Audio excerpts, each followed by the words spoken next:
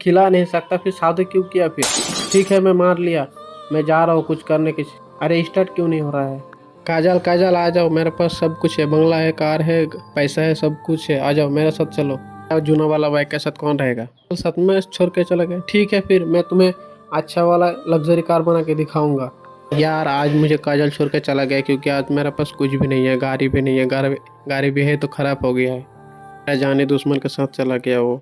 मेरे पास गाड़ी नहीं है तो मैं भी उसको लग्जरी कार बना के दिखाऊंगा। यार आप लोग सपोर्ट ही नहीं करते, प्लीज़ इस वीडियो को लाइक करके चैनल को सब्सक्राइब कर दो। ये देख काजल, मेरा लग्जरी कार बन गया है।